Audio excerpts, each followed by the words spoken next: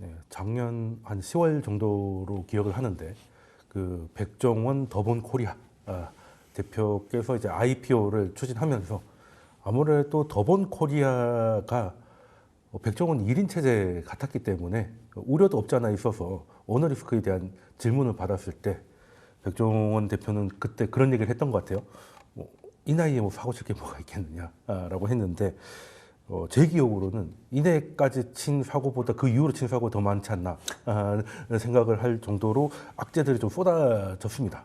그래서 이제 아직 반년도 채 지나지 않은 것 같은데 지금 도본코리아가 방송인 백종원을 넘어서 이제 상장 기업으로서 이제 출발을 했지 않습니까? 그러면 지금까지의 행보에 대해서 일단 그 오랜만에 다시 나오신 소장님께서는 어떻게 보셨습니까? 그러니까 이제 말씀하신 사고라는 개념 자체가 네. 좀 그 백종원 대표께서 생각하시는 네. 거하고 투자자들이 보는 거하고는 좀 다르지 네. 않았는가 네. 그런 생각이 좀 듭니다. 그러니까 이제 사고라고 하면 저도 나이가 있고 그런데 네. 뭐 여기서 인물적인 면에 있어 칠 그렇죠. 사고는 그렇게 확률적으로 높지는 않았겠다라는 부분들은 충분히 동의합니다. 네. 하지만 기업이라는 것은 그러니까 그 개인들의 이제 어떤 인기도 성향 이거와는 전혀 다르죠. 다른 모습들이고 그 다음에 이제 그 인기만큼의 어떤 더 엄격함 이런 것들이 더 요구되는 이제 기업들인데 지금 나오는 것은 전혀 다른 그러니까 어떻게 보면 그 동안에 회사가 이렇게 운영이 가능했었는가 싶을 정도로 수면 아래 잠재워졌던 부분들이 다 이제 수면 위로 올라온다라는 것들이죠. 근데 이제 그 일부 그 우리가 오너 체계 기업들 중에 상장을 안 하려고 하는 이유를 갖고 있는 기업들도 네, 있어요. 그렇죠. 그 이유가 회사의 모든 것을 다 이제 드러내야 된다라는 거잖아요. 그렇죠. 단순하게 뭐 재무제표뿐만이 아니라 회사 이사의 구성이라든지 뭐 어떤 뭐 회의 결과라든지 이런 것들 네. 다 드러내고 그리고 또 많은 분들이 이렇게 속속들이 들여다 본다라는 거죠.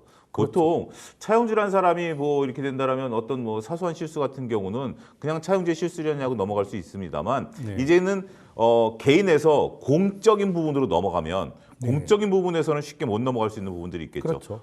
심지어 뭐 원산지 표시라든지 네. 함유량의 뭐 방법이라든지 아니면 뭐 조금 뭐 불특정한 기계를 사용했다라든지 우리가 이제 그런 거죠. 예를 들면 저도 얼마 전에 음식점을 갔는데 네. 굉장히 오래된 음식점이었었어요. 제가 이제 네. 뭐 밝히지는 않겠는데 그 국물을 여전히 플라스틱 바가지로 푸고 있더라고요. 그 뜨거운 국물을. 근데 딱 환경 그걸 보는 순간, 호르몬입니까? 예? 네. 환경 호르몬. 딱 보는 순간, 이 집이 아직까지 이런 상태로 유지가 됐단 말이야? 제가 왜냐하면 그 집을 안 지가 40년이 넘었는데, 그 집을 여전히 그렇게 하고 있더라고요. 40년 전 행태를. 그래서 저만 이제 안 가면 되는 거죠. 이제 다음부터 네. 그 집을 안 가면 되겠다라고 네. 생각을 했습니다만, 그게 상장 기업이었다라면, 당연히 법적인 클레임이 들어갈 수도 있는 거고 그럴 수 있죠. 문제가 될 수 있는 네. 부분들이다라는 것이 지금은 생각이 된다라고 말씀드릴 수가 있겠습니다. 어떻게 보면 조금 공인으로서, 그러니까 이제 그냥 개인으로서의 공인이 아니라 상장사 대표로서의 공적인 부분에 대해서 조금 더본코리아가 많이 그런 부분들에 대한 대비책이라든지 이런 네. 것들이 조금 미흡하지 않았나 저는 그렇게 네, 말씀드립니다. 그랬을 수도 있을 것 같습니다. 백종원 대표가 말씀하신 거는 이제 개인의 그렇죠. 개인의 사고를 말씀하셨을 수도 있는데 이 상장 기업에서는 이제 좀 더 엄격하게 또 해야 되고 또 개인도 사실은 다른 자영업자분들한테 코칭을 하던 분들이라서 그만큼 본인한테도 요구하는 눈높이가 높았을 텐데 맞습니다. 거기에 좀 부족한 모습을 좀 보였던 게 좀 문제가 되는 게 아닌가 하는 취지의 말씀을 주셨고 그 평론가님께서는 어떻게 보셨습니까? 네. 그 개인 뭐 백종원 씨가 네. 뭐 본인의 사생활이나 뭐 도덕성이나 뭐 유명한 셀럽으로서 네. 뭐 사고를 친 건 아니에요. 네, 그런 건 아니죠. 근데 이제 상장 회사다 보니까 이제는 책임져야 될 범위와 이 내용이 좀 달라진 거죠. 그렇죠. 주주들도 당연히 이제 회사에 대한 투자금이 있기 때문에 네. 그거에 대해서도 책임져야 되는 네. 거고요. 기존에 갖고 있던 점주들도 네. 평소에 이 더본코리아를 바라보던 국민들의 시선이 이제 상장 기업으로서 바라보는 시선이랑 그렇죠. 로서 달라졌거든요. 그에 따라서 예전에는 그냥 넘어갈 법했던 일도 네. 이제는 좀 다른 시선으로 보면서 그렇죠. 사고가 아닌 것도 사고로 인식하게 되는 좀 질적인 변화, 양적인 변화 이게 다 일어났다고 봐야 되는데 네. 그런 부분에서의 눈높이를 잘 맞추지 못했던 것 같아요. 그래서 사실은 그동안 좀 느슨하게 관리되던 여러 가지 일들이 한꺼번에 터졌어요. 예를 들면 근데 이런 거죠. 백햄 논란이 한 번 맞습니다. 있었거든요. 이거 사실은 뭐 어떻게 보면은 평소 같으면 우리가 뭐 오히려 다른 브랜드보다 더 싸고 더 고급스럽게 잘 해보려고 그랬는데 뭐 좀 덜 팔렸습니다 이러고 넘어갈 법도 한데 이제 그게 안 통한단 말이에요. 아니 상장 회사가 돼가지고 네. 보니까 다른 회사보다 돼지고기 오히려 함량이 더 낮던데 그런데 왜 더 가격이 더 비싸? 네. 그런데 마치 더 좋은 품질을 싸게 만드는 것처럼 했는 그 마케팅 이거 기만이야? 이제 이런 비판을 그렇죠. 정면으로 이제 마주할 수밖에 없는 거죠. 그다음에 예를 들어서 예전 같은 경우에는 그 지방시장 살리기 활동 같은 경우에도 사실은 백종원 대표가 선의로 했던 네. 부분이 충분히 있었기 때문에 많은 소비자분들이 뭐 다소간에 혹시 미흡한 점이 있더라도 다 넘어갔을 텐데 이제는 안 넘어가는 거죠. 왜냐하면 예를 들면 LPG 통을 옆에 놓고 요리한다라든지 네. 또 다른 기사를 보면은 그 한낮에 뜨거운 태양볕에 고기가 트럭 위에 방치돼 있다라든지 그렇죠. 네. 이런 것들이 예전에는 선의로 했던 행동이니까 다 넘어가 했습니다만 저 정도 행동을 그냥 넘어간다면 네. 이게 상장 회사로서 다른 수많은 브랜드들에 대해서 원가 관리나 재료 관리나 이런 것들도 혹시 그냥 넘어가고 있는 거 아니야라는 이런 아주 그 미시적인 불만까지도 책임져야 되는 상황이 바뀌었거든요. 네, 맞습니다. 그러다 보니까 이제는 하나하나 그동안 있었던 사례들이 전부 다 네. 다시 이제 브랜드에 대한 공격으로 사고화돼서 이제 일어나고 있는 네. 그런 국면이다 이렇게 봐야 되겠죠. 그 예전 같으면 그 위험하게 가스통 옆에서 조리를 한다던가 아니면 이제 농약통을 가지고 이제 뭔가를 뿌린다든지 이런 것들이었으면 예전에 백종원이었으면 이제 골목시장 때는 뭐 조보아씨 내려보세요 뭐 이런 상황이잖아요. 근데 지금은 예능 수준이 아니라 하나의 기업이 됐기 때문에 그 눈높이를 좀 맞추지 못했다는 말씀을 주셨고 그러면 일단 제일 처음에 그 문제가 됐던 게 말씀하셨던 백햄 문제였던 것 같습니다. 이건 수치니까요. 가격은 높고 함량은 작다고 보니까 이거는 결국에는 백종원 브랜드에 그냥 마케팅비만 넣은 거지 실제 지금 우리가 대중들이 좋아했던 그 백종원에 대한 브랜드하고는 좀 상반되는 거 아니냐는 것들도 있었고 원산지 문제들도 있었단 말이죠.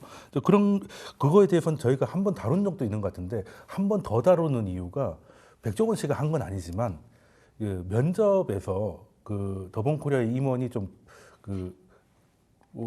부적절한 행동을 했다는 이제 보도가 있어가지고 다시 한번 다루고 있는 건데 이게 어떤 내용인지 혹시 소장님 좀 정리를 해주실 수 있을까요? 저는 이제 그건 구분할 필요가 있다라고 네. 봐요. 그러니까 이제 백햄 같은 경우 더 비싸게 받은 게 과연 문제일까? 저는 문제라고 보이지는 않아요. 그러니까 그 우리가 이제 백종원 씨면 좀 싸게 고급 제품을 팔아야 된다라는 인식 자체를 갖고 있는 것에 대해서는 저는 좀 냉정해지자. 비싸게 받을 수도 있는 거죠. 꼭 비싸니까 해외 함량이 높아야 된다. 저는 그 부분에 대해서는 백종원 씨가 좀 과격한 공격을 좀 받고 있다라고 생각을 하고요. 뭐 그럴 수도 있죠. 그러니까 이제 제 개인적으로 볼 때는 두 번째로 이제 말씀하신 그 임원의 부적절한 행동. 그러니까 이제 면접 단계에서 이제 그 1차 면접이 끝난 다음에 2차 면접이라고 개인적으로 연락을 해서 술자리를 가졌고 거기서 이제 부적절한 행동을 했다라는 부분들. 그래서 이제 임무 배제했다. 이거는 그 백종원 그 더본코리아가 행동을 잘했다라고 봐요. 어떤 회사든지 그 개인적인 일탈들은 있게 마련이거든요. 더군다나 이제 조금 규모가 작을수록 이런 일탈에 대한 부분들이 있고 어떻게 보면 이제 회사가 책임져야 되는 것은 그런 거에 대한 어떤 뭐 규정이라든지 교육이라든지 원래 성희롱 예방 교육은 하도록 돼 있으니까 그런 거에 대한 준수 여부 이제 그것을 보고 이제 규정을 보는 거죠. 개인의 인성을 따지는 게 아니라 그 개인의 인성까지 왜 못 걸러내냐라고 보면 그것도 좀 저는 좀 옹호해 주고 싶어요. 아까 백햄처럼 옹호해 주고 싶은 건데 근데 이제 제가 이제 그렇다고 해서 무조건 지금 더본코리아를 옹호하는 게 아니라 우리가 구분하자라는 거죠. 이 자체하고 더본코리아가 그 했던 행동 우리가 지금 얘기했던 뭐 가스통 사태라든지 아니면 뭐 농약통 사태라든지 이런 거 플러스 원산지 표시가 잘못됐다. 이거는 용납할 수가 없는 거죠. 그러니까 이걸 다 뭉텅그려서 더본코리아가 다 잘못했다가 아니라 어떻게 보면 더본코리아 입장에서 보면은 이제는 주주와 그다음에 가맹점주들 이런 그다음에 소비자 이게 이제 얽매인 거죠. 일반 기업체들 같은 경우는 보통 주주와 소비자인데 이제 가맹점주들까지 얽매여 있는 부분들이 있기 때문에 이런 부분들까지 되는 부분들을 우리가 좀 구분할 필요는 있지만 뭐 어찌 됐든 뭐 다 더본코리아가 짊어져야 될 짐인 건 사실이긴 해요. 하지만 우리가 비판해야 될 정확한 투자자로서의 비판 시각을 놓고 볼 때는 법적인 절차를 어긋나게 했다. 그러니까 일탈이라든지 비싸게 받는 것은 기업체가 비싸게 받는 거는 충분히 가능한 거죠. 뭐 안 그러면 우리가 원가가 500원인데 왜 1,000원을 받느냐라고 얘기하면 그건 또 그 자체가 논리적으로 형성이 안 되는 거니까 그 대신 우리가 얘기해야 될 것은 성희롱 예방 교육을 제대로 했는지에 대한 여부 이건 이제 밝혀지겠죠. 두 번째로서는 이제 원산지 표시가 잘못된 것에 대해서는 법적인 책임을 반드시 받아야 되고 그 법적인 책임을 받는 것을 통해서 가맹점주라든지 아니면 다른 본사 이미지 훼손에 따른 소비자 피해가 일어날 수 있는 부분에 대해서는 우리가 그 신랄하게 얘기를 해야 되는 게 아닌가. 구분하고 싶어요. 근데 사실은 이게 좀 이런 측면이 있습니다. 방금 우리 소장님 말씀도 제가 뭐 동의를 합니다만은 뭐 꼭 그 더본 코리아라고 그래서 타사 제품보다 무조건 싸게 팔아야 되느냐? 뭐 그런 건 아니죠. 그런 거 아니고요. 그다음에 본인이 갖고 있는 여러 가지 서민적 이미지라든지 뭐 이런 거를 이용해서 거꾸로 사실은 조금 더 비싸게 받으면 안 되느냐? 그것도 아니란 말이에요. 네, 뭐 프리미엄으로 가를 수도 있는 거죠. 예. 그런데 이제 문제는 그 예를 들어서 아까 방금 말씀 주신 그 한 임원의 이 2차 술자리 면접 같은 것들은요. 이거는 사실은 보통 기업에서도 상상하기 힘든 그렇죠. 큰 임원의 일탈이죠. 탈선행입니다. 그렇죠. 그런데 이게 상장 회사에서 나왔다. 이게 보통의 상장 회사에서는 요즘 우리 사회에서 이게 나오기 힘든 행태거든요. 정상적으로 지원한 면접자를 한 임원이 따로 불러내가지고 정보에도 쉽게 말하면 접근했던 거고 내가 임원인데 이러면서 불러내도 된다라는 일탈 이거 상상하기 힘든 내용이에요. 그러니까 상대편은 굉장히 약자거든요. 지원해서 꼭 합격을 받아야 된다는 사람인데 그런 사람을 불러가지고 이렇게 소위 말하는 이제 직장 내 갑질이 될 수도 있는 거고 아니면 뭐 이게 그냥 사회적으로도 굉장히 지탄받는 행위인데 이게 과연 상장회사에서 왜 일어났는가를 한 번 다시 생각해 본다면요. 그 백종원 대표가 갖고 있던 그런 이미지만 갖고 있던 좋은 기업이련이라고 생각했던 것과 아까 제가 말씀드린 거지만 상장회사를 바뀌고 난 다음에는 전혀 다른 리그가 열립니다. 방금 소장님 잠깐 말씀해 준 것처럼 내부자 관리 같은 것들이요 엄청나게 세게 해야 됩니다. 그렇죠. 예를 들어서 직원들 성희롱 방지 교육이라든지 또 사회적으로 갑질 방지라든지 이런 것들이 철저하게 시스템적으로 돌아가야 되는데 정작 그런 거는 신경 썼느냐. 덩치가 커지고 상장회사가 되는 만큼 달라진 이 체급에 맞는 내실을 다지는 일을 최선을 다해서 했느냐 이런 비판을 이제 마주하게 되는데 그런 게 제대로 안 됐기 때문에 이런 일탈 행위들이 탁탁 튀어나오고 있는데 그런 거에 대한 내부 비판에 겸허하게 좀 철두철미하게 생각을 해야 되는데 그런 것들은 오히려 어쩔 수 없는 일탈이다 이렇게 해서 느슨하게 혹시 사전적으로는 좀 느슨하게 경영 활동을 한 거 아닌가라는 비판이 가능한 거죠. 왜 그러냐면요. 실제로 가맹 사업을 하면은요, 백종원 브랜드가 갖고 있는 그 전국적인 그 가맹점이 뭐 어마어마하거든요, 사실은요. 그렇죠. 그분들은요, 지켜야 될 법이 더 많습니다. 원산지 표시, 식품위생법. 그 가맹 점주들도요, 개별적으로 다 하나의 사장님으로서 밑에 직원들 관리하거든요. 근데 그 직원들 관리할 때 방금 말씀하신 그런 그 갑질, 성희롱 문제라든지 이런 게 있으면 안 되거든요. 그런 게 있으면 그 해당 점 때문에 브랜드 전체가 욕을 먹을 수가 있어요. 그래서 사실은 더본 코리아는 그런 점주들에게 그런 교육을 엄청 합니다. 그리고 그런 걸 했는지 안 했는지 체크리스트까지 써가지고 매뉴얼화돼 있어요. 제가 잘 압니다. 근데 본인들은 점주들이나 이런 사람들이 그렇게까지 얘기하는데 정작 자기들이 그런 교육이 덜 됐다라는 측면에서 아직 이게 이 시스템이 체계화되거나 순준화되지 못했고 어쩌면 점주들이나 다른 사람에게 대한 태도와 본인 내부적인 경영 활동에 대한 태도가 이율배반적인 거 아니냐. 이래서 사실 비판의 강도가 2배, 3배 커지는 겁니다. 뭐 백행 같은 것도 사실 기대에 못 미친 거지 그게 뭐 사기라거나 뭐 이런 건 아니긴 한데 문제는 이제 원산지를 속였다든지 아니면 그 지금 내부에 관련된 문제 같은 경우는 이제 매뉴얼이 미흡했다는 건 이제 분명히 보이는 사실이잖아요. 그러면 지금까지는 이제 성장을 하고 상장을 하는 동안에 점주들만 관리를 하고 이제 정작 안에서는 좋은 게 좋은 거라고 시스템이 좀 미흡한 상태로 왔던 게 결국은 이제 이렇게 안 그래도 문제가 많은 이 시점에 또 나온 거 아닌가 하는 생각이 드는데 그래서 이제 1년 돼가지고 어떻게 보면 또 중요한 자리가 될 수도 있었는데 그 주총에서 고개를 숙여야 되는 그런 상황이 있었지 않습니까? 자, 그러면 범죄 행위에 대해서는 이제 사법기관에서 어떻게 결론을 내준다고 하고 기대에 못 미흡했거나 부족했던 매뉴얼을 앞으로 맞춰간다고 했을 때 그러면 더본 코리아라는 기업을 봤을 때 지난 1년 정도 이제 지난 매출들이 나왔을 거예요. 요즘 더본코리아는 어떻게 기업으로 그러니까 백종원 대표를 둘러싼 이런 논쟁을 제외하고 더본코리아는 어떻게 순항하고 있습니까, 평론가님? 네. 전체적으로 봤을 때 매출과 영업이익은 뭐 늘어나고 있는 부분이기 때문에 근데 이제 그러니까 그 재무제표만 놓고 본다라면 매출 성장세라든지 매출 성장세는 한 15% 정도 전년 대비 이제 올라가고 있고 매출 한 40% 영업이익은 한 40% 올랐으니까 그거는 뭐 전형적인 우량 기업이 갖고 있는 그런 모습들이다라고 좀 말씀드릴 수 있겠죠. 근데 이제 한 가지 이제 문제점은 그러니까 특정 브랜드의 비중이 너무 높다라는 거죠. 백다방하고 홍콩 반점에 대한 이 두 브랜드가 매출의 거의 뭐 대부분을 이끌어가는 그런 형국이다 보니까 보통 이제 우리가 이제 어떤 기업을 분석할 때 전반적으로 첫 번째는 이제 이 회사가 성장하고 있느냐 매출을 보는 거죠. 그리고 성장에 대한 과실을 잘 하고 있느냐 영업이익을 보는 거죠. 그다음에 이제 깊게 들어가는 것이 과연 어떤 부분에서 이제 이런 것들이 일어나느냐라는 부분들인데 브랜드 두 개가 이제 그런 식으로 된다라는 것들인데 원래 이제 우리가 프랜차이즈라는 것은 한계를 갖고 있는 것이 무한정 커질 수는 없다. 지금 그 백다방이 1,700여 개 정도의 가맹점을 갖고 있는데 스타벅스가 2,000개거든요. 좀 있으면 이제 스타벅스 수준까지 이제 올라올 수 있는 거고 지금 이제 그 더본코리아가 갖고 있는 전체적인 그 가맹점 수는 3,000여 개 정도 돼요. 3,000개 조금 넘습니다. 근데 1,700개가 지금 백다방이다라고 본다라면 그러면 백다방의 매출이 꺾이게 되면 지금 현재 뭐 다양한 또 커피 브랜드들이 또 뭐 캐나다 커피 브랜드도 들어오고 막 이런 상황. 물론 이제 백다방과 이제 그런 것들은 좀 벽이 좀 있지만 이게 무한정 커질 수는 없다라는 거죠. 우리가 이제 뭐 그 다단계 판매가 무한정 커질 수 없는 한계를 갖고 있듯이 그렇게 된다라면 과연 매출 성장성을 어디서 이끌어야 되느냐. 근데 25개 브랜드 중에 8개 브랜드의 매출이 제로예요.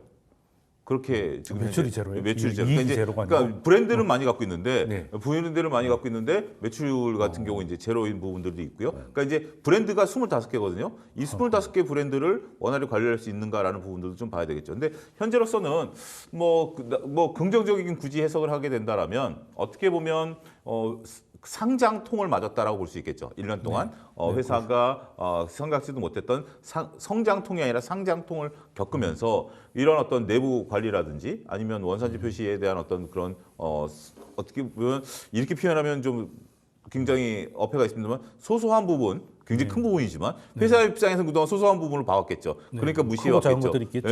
우리가 볼 때는 그게 굉장히 큰 거지만 어쨌든 그런 것들을 새롭게 개선해 나가고 나머지 지금 현재 매출 구성이 높은 백다방과 홍콩 반점을 제외한 나머지 브랜드를 키워간다라면 뭐 앞으로 성장에 대한 것들, 상장을 통해서 성장을 하려고 하는 부분들이 원활히 일어날 가능성도 배제할 수는 없다.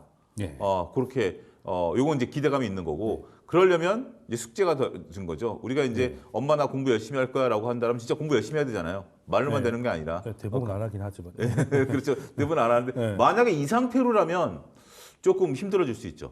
그럴 수 있겠네요. 확장성에 한계가 왔다. 두 군데만 계속해서 이제 우리가 그 커피와 짬뽕에만 매달리면 이거는 분명히 한계 언젠간 도달한다. 하지만 그거 외에 다른 브랜드를 잘 살린다라면 그 노하우를 가지고 그러면 더군다나 상장통까지 겪고 나서 더 단단해진 회사가 된 상태에서 된다라면 가능성은 있다.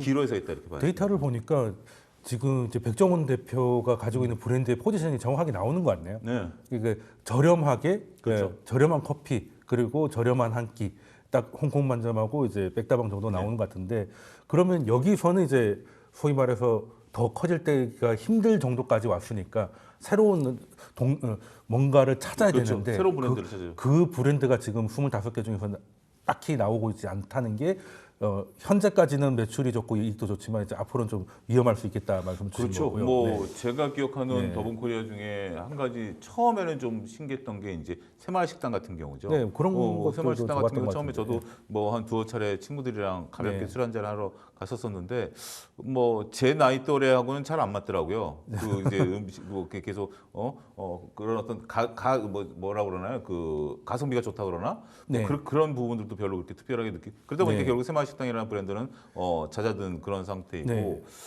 글쎄요 이제 나머지 25개 브랜드 중에 23개 브랜드 중에 어떤 것들이 또 나올지는 봐야 되고 한 가지 이제 문제되는 것은 그거죠. 이제 그 돈가스 브랜드 뭐 연돈에 네, 대한 또 것들을 그것도 이슈가 있었죠. 예, 이슈가 또 있었던 부분들이기 때문에 그렇게 25개 중에 확률 타율이 세 개 연도까지 3개라면 지극히 낮은 타율이죠.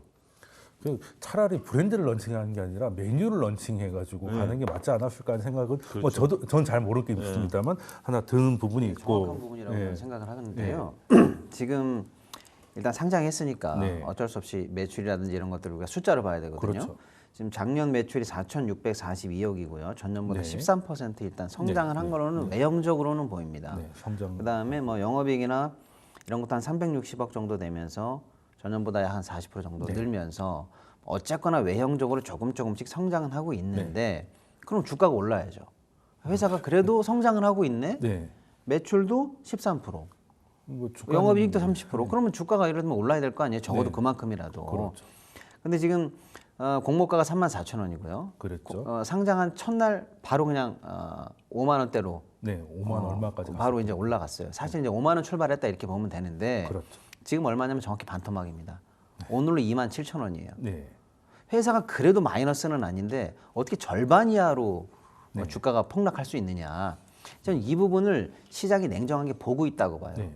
우리가 잠깐 말씀 나눴습니다만 브랜드가 총 25개고요. 네. 정확히는 저는 몰랐습니다만 소장님 말씀을 빌린다면 약 3,000개 정도의 점포가 있다고 해볼게요. 네. 근데 지금 매출의 거의 절반이 백다방으로 나오고 있고 나머지가 홍콩 반점 해서 두 브랜드에서 절대적인 매출이 나오고 있는데 그럼 나머지 23개 브랜드는 뭐 하는 거예요? 그러게요. 바로 그겁니다. 이 기존에는 어떤 방식으로 했었냐면요. 예를 들어서 이런 메뉴가 유행이래. 예를 들면 세상에 없던 메뉴라고 해볼게요. 그렇죠. 연돈 뭐 볼카치가 유행일 것 같아. 네. 바로 그냥 브랜드 만들어 버립니다. 그렇죠. 그리고 삽시간에 창업해가지고 원래 이제 본사나 네트워크는 탄탄하니까 네. 바로 창업받아가지고 브랜드 쫙 펼쳐놓습니다. 또 예를 들어서 우리가 가상의 어떤 음식이라고 네. 해볼게요. 뭐 어떤 음식이 내일 유행한다고 해볼게요. 네. 그거 중에 최적의 맛을 빨리 뽑아내가지고 또 브랜드화해서 백종원 씨가 이제 나름의 그렇죠. 캐릭터가 있기 때문에 백종원의 뭐뭐뭐 이렇게 네. 해가지고 또 바로 쭉 뽑아내가지고 쭉쭉 퍼집니다. 네. 그런데 그렇게 해서 쫙쫙쫙 퍼뜨렸던 브랜드가 그런 식으로 트렌디하게 빨리빨리 만들었던 브랜드가 지금 23개가 어떻게 됐다는 얘기예요. 그렇죠. 처음엔 신기해서 좀 먹었다가 바로 요즘은, 그겁니다. 네. 그러니까 이제는 브랜드를 펼쳐만 놓고 관리하지 않으니까 네. 거기 그 트렌드에 달려들었던 수많은 점주들은 본사 관리가 안 된다. 연돈 네. 벌카스가 대표적인 거죠. 그렇죠. 그런 측면에서 이제 불만이 있는 거고 시장에서는 사실은 이런 전략이 왜 통했느냐면 경제가 성장하고 있고 소비가 그래도 유지한다라는 전제하에서는 이런 브랜드 어때요? 뭐 이런 거지 음식 히트칩니다. 그러면 바로 창업이 이어집니다. 그렇죠. 지금은요. 안 그래도 내수 부진이라 이런 것 때문에 이런 음식 어때요?라고 해도 창업이 안 돼요. 네. 지금 창업에 달라드는 분이 없습니다. 내수 부진 때문에. 그러니까. 즉 전통적으로 가장 트렌디한 음식을 잡아서 백종원의 이름을 걸고 최적의 맛을 빨리 찾은 다음에 본사 네트워크를 통해서 빨리 브랜드를 퍼뜨리면서 성장해 오고 브랜드를 퍼뜨려 왔던 방식이 주로 백종원 이 더본콜의 성장 방식이었는데 내수 부진에 걸렸죠. 그렇죠. 그동안 벌려놓은 브랜드가 관리가 안 된다는 비판 속에 놓여 있죠. 네. 그럼 어떻게 되는 거예요? 이제는 그런 기존의 성장 방식으로는 더 이상 성장이 안 된다. 그렇죠. 그러니까 특정 브랜드에 집중해서 거기를 점포를 다시 늘리고 하니까 오히려 집중도만 커졌지 기존에 있던 성장 로드맵이 안 된다면 그럼 우리 회사 이 더본 코리아는 중장기적으로 어떤 로드맵을 통해서 회사를 키울 것인가 여기에 지금 한계점에 봉착했다는 걸 시장이 아는 것 같습니다. 지금 어떻게 보면 이제 창업을 하는 게 프랜차이즈업 본사의 일이잖아요. 네. 그러다 보니까 그냥 트렌디한 게 뭐 백종원 대표의 방송이나 이런 걸로 뜨면 그때부터 원래는 팝업 정도로 했었어야 될 거를 이제 너무 이제 창업 시장으로 밀어내서 어떻게 보면 25개 중에 살아남은 게 한 3개 정도고 나머지는 지금 어떻게 될지도 모르는 상황에 좀 놓여 있는 그런 문제인 것 같은데. 이게 좀 지금 드는 생각이 이런 비교가 맞을지 모르겠어요. 스타벅스랑 좀 비교를 해보면 이제 외국 브랜드지만 직영과 가맹점 수로 좀 비교를 좀 해보려고 합니다. 더본코리아의 직영점이 몇 개나 될 것 같습니까? 직영은 잘 모르겠네요. 일단 직영 매장은 많은 것 비율이 같은데. 1%가 안 됩니다. 다 1,000개 중에 1%가 안 됩니다. 그러니까 직영점이라는 것은 보통 이제 저도 이제 지인이 프랜차이즈를 하는데 프랜차이즈 조그만 과거에 했었어요. 그러면 예를 들어서 제가 이제 그 프랜차이즈 대표예요. 그럼 이제 돈쌤이 예를 들어서 한다라고 하면 원래 직영점 같은 데 가서 일을 좀 해봐라. 네, 좀 배우고 나서. 배우러 네. 가서 이제 네. 어차피 돈쌤 같은 경우 이제 가게 약을 해서 할 거니까 네. 직영점에 와서 한 2-3달 정도 일을 해보고 그다음 본계약으로 넘어가자 뭐 이런 것들이고 그다음에 직영점 같은 경우는 이제 고객들하고 맞부딪히는 거니까 네. 고객들의 반응도 보고 그렇죠. 신메뉴도 같은 경우 이제 뿌려보고 직영점 그래서 그 저희 이제 지인 같은 경우 직영점에서 신메뉴 개발하면 막 손님들한테 나눠줘 봐가지고 네. 보고 그때는 유튜브가 없었던 시절이니까 네. 뭐 그런 식으로 해야 되는데 이게 없는 거니까 완전히 감에 의해서만 한다라는 거죠. 제가 스타벅스 말씀을 드렸는 게 스타벅스가 이제 미국 스타벅스에서 이제 한국 지분으로 넘어왔을 때 네. 굉장히 한 1년 동안 욕을 많이 먹었어요. 스타벅스가 메뉴도 많이 바뀌고 네, 옛날 맞습니다. 스타벅스가 아니다. 네. 하다못해 굿즈도 마음에 구리다. 네. 마음에 안 든다라고 했는데 그런 것들을 한 1-2년 만에 잡아내더라고요. 그러니까 이제 소비자들의 대응이라든지 이런 것들을 잡아내니까 100%, 거긴 100% 직영점이잖아요. 그러니까 잡아내서 그걸 돌려버릴 수가 있는 건데 이건 가맹점이니까 안 되면 그냥 그 브랜드 닫아버리고 안 되면 브랜드 닫아버리고 하다 보니까 본사 입장에서는 가맹점만 늘어나. 그러니까 이제 그 우리가 이제 그 가맹점 프랜차이즈 가맹점주분들 더본코리아뿐만이 아니라 그분들한테 좀 불편한 시각들이 있는 것 중에 하나가 뭐냐면 본사가 문을 닫아버리는 거예요. 그리고 그 가맹점 브랜드를 닫아버리는 거죠. 더 이상 제품 공급을 안 하는 이러한 부분들이 되다 보니까 제가 좋아하는 냉면 브랜드가 있어요. 근데 그 좋아하시는 거 참 많으시. 예, 예, 예. 먹는 거야 뭐 어차피 돈세 못지않게 좋아하니까. 근데 얼마 전에 보니까 그게 이름이 바뀌었더라고요. 근데 메뉴는 똑같아요. 이 그런 거 많이 프랜차이즈가 봤습니다, 저도. 이 예. 프랜차이즈가 없어진 거 아니야? 라는 생각이 좀 들더라고요. 네. 근데 여전히 몇 군데 프랜차이즈는 있는데 제가 주문하던데 이름이 바뀌어버린 게 프랜차이즈를 탈퇴했던지 사라졌던지 메뉴는 동일하거든요. 네. 그런 부분들이 있기 때문에 그러면 프랜차이즈 본사는 돈 벌어요. 근데 그게 문제 안 되는 거니까 그런 문제점들에 따라서 그 브랜드 관리를 네. 못하고 있는 점들도 더본코리아가 지금 떠안고 있는 향후에 대한 미래의 불확실성에 대한 부분이 사실 아니겠나 싶어요. 더본코리아만 문제가 아니라 프랜차이즈가 갖고 있는 그 문제죠. 프랜차이즈가 상장을 하게 되면 삼각구도가 되더라고요. 그렇죠. 원래 본사가 있고 점주 간의 이해관계잖아요. 그래서 우리 같은 소비자들은 뭐 거기가 뭐 먹고 싶다 하면 그 이제 지점을 방문하면 그렇죠. 되는 건데 이제는 상장을 하니까 우리가 투자자로 투자자가 주주가 되는 거잖아요. 그 주주 입장에서는 본사가 잘 돼야 돼요. 맞아요. 그렇죠. 근데 본사가 잘 되면 점주가 좀 힘든 상황이거든요. 그러니까 이게 또 점주가 힘들면 또 본사가 또 힘들어져요. 맞아요. 그러니까 이거를 다 하기가 좀 애초부터 좀 힘든 사업 구조가 아닌가는 얘기를 저희도 한번 다녀왔던 기억이 나는데. 지금 예. 그 앵커님께서 말씀하신 부분이 지금 가장 문제가 되고 있는 문제의 본질을 전 지적했다라는 말씀을 저도 좀 드리고 싶습니다. 왜냐하면 사실은 이 주식회사가 되고 상장이 되는 순간 엄밀하게 말하면요, 본사를 가운데 놓고 본사 입장에서 볼 때요, 이중 구조가 됩니다. 그렇죠. 양쪽에서 본사 이익을 나눠 갖는 구조가 되는 거예요. 본사가 예를 들어서 장사를 잘하면 주주들에게 배당을 많이 주니까 주들은 좋아하지만 그 이익은 어디서 나옵니까? 점주의 이익을 뭐 착취란 말 좀 그렇습니다만은 최대한 땡겨 올 수밖에 없는 거예요.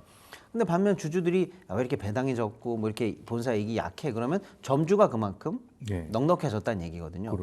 여기 안에서 황금 비율을 잡지 못하면 그야말로 브랜드가 갈팡질팡하게 되는 상황인데 여기서 과연 더본코리아가 사실상 우리나라에서 그래도 가장 모범적인 회사라고 칭해지기 때문에 어떻게 하면 길을 낼 것인가가 사실 굉장히 시장에서는 규슈가 주목되는 상황이거든요. 제가 아까도 말씀드렸습니다만 매출이 대충 4,600억이에요. 그럼 더본코리아 매출 내에서 다시 한번 들어가 보면 상품 매출이 대충 3,000억입니다. 이게 뭐냐면요, 본사 입장에서 물건 판 거예요. 그건 뭐냐면 예를 들어서 휴지, 좀 쉽게 말씀드리는 거예요. 뭐 이쑤시개 예를 들어 이런 거를 그냥 공장에 있는 걸 떼어다가 마진 붙여서 전국에 있는 점주들한테 판 겁니다. 이게 뭐예요? 이거는 백종원 씨라든지 본사의 연구팀의 노하우나 개발이나 이런 게 들어간 게 아니라 엄밀히 보면 중간에서 마진 먹는 유통업자로서 남겨먹는 매출이 이 정도라는 거거든요. 어마어마한 겁니다.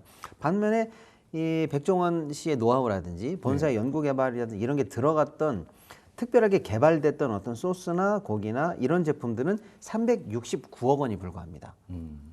자, 이런 매출 구조 속에서 과연 가운데 있는 본사가 살찌우려면 아주 간단한 유혹이 있습니다. 어떤 유통 마진 10%만 올리면 갑자기 영업이익 10% 올라가요. 뭐 그렇긴 하겠죠. 그렇죠. 그러니까 이런 쉬운 유혹에 앞으로 빠질 것이냐, 아니면 떼다 파는 것들은 쉽게 말하면 떼다 파는 것들이 점점 본사의 이 본사를 통해서 받게 하면은 네. 시장에서 사는 것보다 더 비싸게 산다는 거거든요. 사실은 네, 이 점주들은요. 그럴 수 있겠네요. 네. 그렇잖아요. 시장에서 이 주식을 사면 되는데 본사의 주식을 사라고 그러니까 비싸지는 거거든요. 그렇죠. 그러니까 이걸 최대한 낮추고 본사는 상생하기 위해서는 네. 본사의 특정한 노하우나 이런 것들이 가득 담겨 있는 그런 것들은 우리에게 독점으로 사라. 네. 이렇게 하면서 이 매출이 들어가야 네. 이게 좋은 건데 이건 369억 원에 불과해요. 그러니까 그런- 이런 부분을 넓히고 네. 떼다 파는 유통업체로서의 그 매출을 낮추고 이게 사실은 아까 말씀드린 그 삼각구도 네. 안에서 본사가 상생할 수 있는 구조인데 여기에 과연 얼마나 노력을 하고 있는가 네. 이런 부분에서 만약 퀘스천 마크가 계속 남는다면 이거는 주주한테도 짜고 해롭고 네. 사회적 책임을 다하지도 못하고 있고 네. 점주에게도 해로운 말 그대로 샌드위치 상황에 끼는 상황이 되는 거죠. 그 지금 상장되어 있는 프랜차이즈가 이제 교촌치킨도 있었는데 교촌치킨 같은 경우는 이제 명확하지 않습니까? 메뉴도 그렇고 그런데 더본코리아 같은 경우는 워낙 브랜드도 많고 지점도 많다 보니까 그만큼 이해관계가 좀 복잡해서 시장에서도 이게 말씀하신 황금 비율 찾기가 좀 쉽지 않은 부분이 있었던 것 같고 앞으로 여기서 더본코리아가 뭔가 모범적인 길을 보여준다면 프랜차이즈들이 이제 앞으로 상장하면 어떻게 되어야 될지 길을 좀 열어주지 않을까 하는 생각을 하면서 좀 지혜를 좀 보여주시기를 바라도록 하겠습니다. 자, 그러면 두 번째 주제로 넘어가서 이야기 이어가도록 하겠습니다.